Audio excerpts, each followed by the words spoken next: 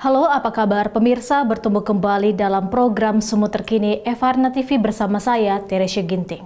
Pemirsa, pemerintah Kota Pematang Siantar bersama perusahaan daerah Pasar Horas Jaya atau PDPHJ akan segera melaksanakan relokasi lanjutan bagi pedagang eks Gedung 4 Pasar Horas.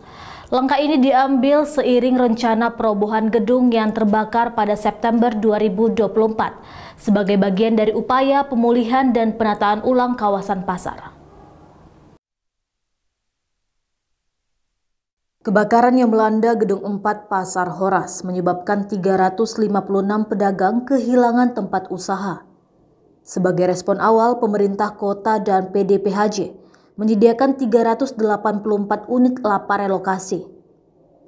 Tempat relokasi yang disediakan berada tepat di depan Gedung 4 Pasar Horas atau di bagian badan jalan yang ada di Jalan Merdeka. Pemilihan tempat relokasi sementara setelah kebakaran terjadi adalah keinginan dari para pedagang yang terdampak langsung. Setelah dilakukan verifikasi, ditemukan bahwa hanya 160 pedagang sah yang menempati lapak yang tersedia.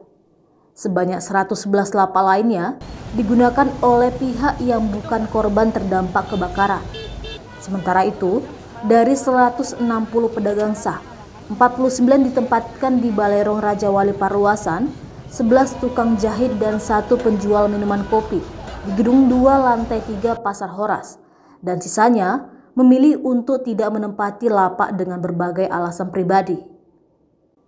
Setelah dilakukan sosialisasi dan mediasi yang panjang antara pemerintah kota dan pedagang, akhirnya ditemukan hasil yang disepakati bersama, yaitu dilakukan perobohan Gedung 4 dan relokasi lanjutan untuk para pedagang yang terdampak. Direktur Utama PDPHJ Bolmen Silalahi mengatakan bahwa Gedung 4 yang terbakar direncanakan akan dirobohkan pada bulan Juni 2025 dengan estimasi pengerjaan selama 5 hingga 6 bulan. Baik, yang pertama tentunya lapaknya disediakan, atapnya akan dibuat sehingga pedagang tidak kepanasan atau tidak kehujanan ketika hujan turun. Nah, lantas untuk fasilitas lainnya tentunya kita siapkan juga kamar mandinya, kita siapkan juga drainase yang bagus sehingga pengunjung nyaman, kan itu yang penting, pengunjung nyaman berbelanja ke sini, dan kita harapkan ini menjadi pasar baru yang menarik perhatian masyarakat Siantar juga. Masalah subsidi sebenarnya ini harus kita tanyakan nanti ke Pemko, boleh aja diusulkan, tapi nanti tentunya Pemko kan akan melihat anggarannya. Kita kepada pedagang berharap yang pertama ya bersabarlah dengan keadaan ini karena ini adalah bencana alam ya. Nah, kita percaya di balik semua bencana tentu pasti ada hikmahnya, dan kedepannya kita berharap bisa lebih baik ya. Kita mulai ketika pedagang ini pindah ke tempat relokasi sementara ini, kita kasih gambaran yang enak, nanti kita kasih image yang baik ke masyarakat supaya makin banyak pengunjung, sehingga kedepannya ini bisa menjadi titik balik bahwa Pasar Horas itu atau pedagang itu sebenarnya bisa rapi, bisa memberikan suasana nyaman kepada pengunjung nanti di tempat ini.